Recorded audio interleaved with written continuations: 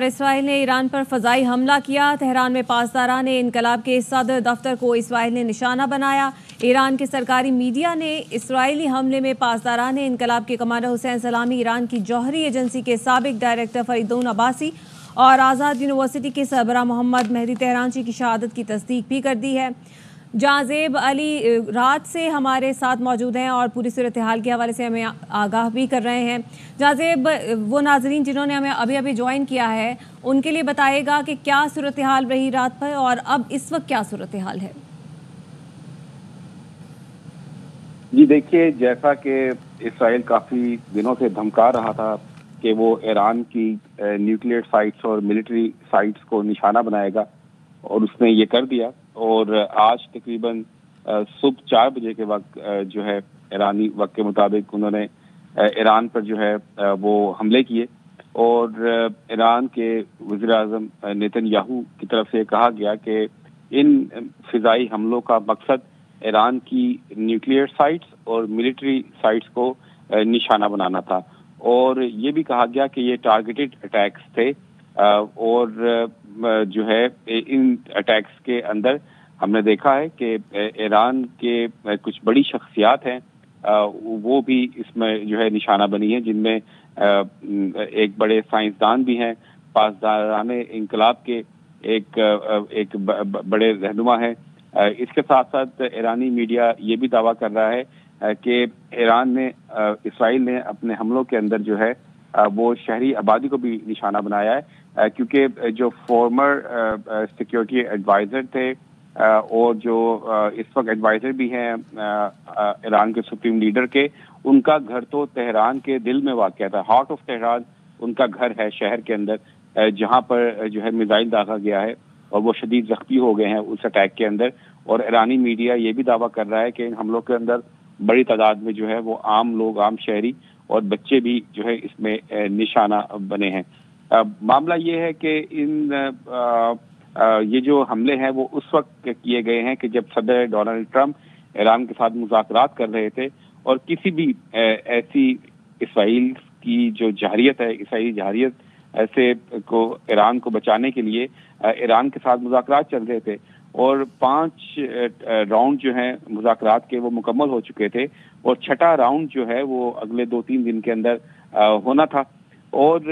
صدر Donald Trump یہ کہہ چکے تھے کہ ایران کے ساتھ جو مذاکرات چل رہے ہیں ان میں مثبت پیش رفت ہوئی ہے، اور وہ اس بات کی امید کر رہے تھے کہ ایران کے ساتھ جلد ہی کوئی معاہدہ ہو جائے۔ اور ایران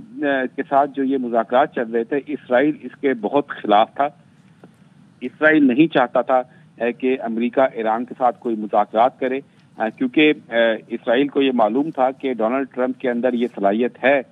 کہ وہ کسی بھی ملک کے ساتھ کوئی ڈیل، کوئی سمجھوتا کر سکتے ہیں، اور اگر کوئی سمجھوتا ہو گیا ایران کے ساتھ تو اسرائیل کو تو پھر منہ کی کھانی پڑے گی، اور اسرائیل جو ٹارگیٹڈ اٹیکس کرنا چاہتا ہے وہ پھر نہیں کر پائے گا۔ اور ڈونلڈ ٹرمپ نے بھی یہ کہا تھا کہ اگر اسرائیل کوئی بھی فوجی کارروائی کرے گا، فضائی حملے کرے گا ایران کے خلاف، تو امریکہ اس کا ساتھ نہیں دے گا، اور نہ ہی اس کا امریکہ کا کوئی کردار ہوگا۔ اس حوالے سے ہم نے امریکی وزیر خارجہ مارکو روبیو کی ایک سٹیٹمنٹ دیکھی، جس میں ان حملوں کے بعد انہوں نے کہا کہ امریکہ کا ان اسرائیلی حملوں میں کوئی کردار نہیں ہے، یہ اسرائیل کی یک طرفہ کارروائی تھی۔ اور اب یہ دیکھیے کہ مذاکرات کے بیچ میں اسرائیل نے یہ جو ہے یہ حملے کیے ہیں، بڑی شخصیات کو نشانہ بنایا ہے، اور اس کی وجہ یہی تھی کہ وہ یہ مذاکرات کا ماحول ہے اس کو یہ خراب کرے، جس میں اسرائیل کامیاب ہو گیا۔ اب ان حملوں کے بعد جو ہے ہم دیکھ رہے ہیں کہ بڑے پیمانے پر جو ہے وہ کنڈیم کیا جا رہا ہے، مذمت کی جا رہی ہے ان اسرائیل کے حملوں کی،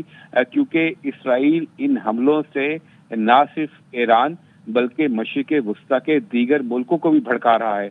وہ نہ صرف اسرائیل جو صرف ایران بلکہ پورے خطے کو جو ہے جنگ کی لپیٹ میں لانا چاہتا ہے۔ ہم نے نیتن یاہو کی ہٹ دھرمی، نیتن یاہو کی دھونس اور نیتن یاہو کی بدماشی جو ہے وہ غزہ کے اندر ہم کافی عرصے سے دیکھ رہے ہیں، جہاں پر وہ بغیر کسی ڈر کے انٹرنیشنل دباؤ کے باوجود بھی روزانہ کی بنیاد پر ہم دیکھ رہے ہیں کہ غزہ کے اندر جو ہے حملے ہوتے ہیں، हजारों की तादाद में मासूम बच्चे, मासूम औरतें, मासूम खानदानों को जो है नेतन्याहू जो है वो निशाना बना चुका है, उन्हें शहीद कर चुका है। और अब वो इस जो है इन हमलों को, इस जहारियत को जो है वो ईरान तक ले जाना चाहता है। नेतन्याहू ने ये कहा है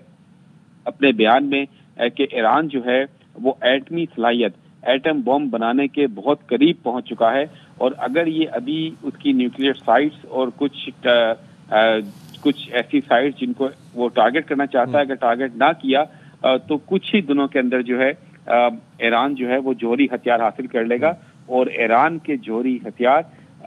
इसराइल की कौमी सलामती के लिए खतरा है, ऐसा कहना है नेतन्याहू का। और वो समझते हैं कि अगर इसराइल की एग्जिस्टेंस को किसी भी मुल्क से खतरा है तो वो ईरान है। लेकिन मामला ये है कि डोनाल्ड ट्रंप समेत काफी मुल्क जो है वो चाहते हैं कि ये मुज़ाकरात कामयाब हो, लेकिन इसराइल इन मुज़ाकरातों को कामयाब होते नहीं देखना चाहता, और उसने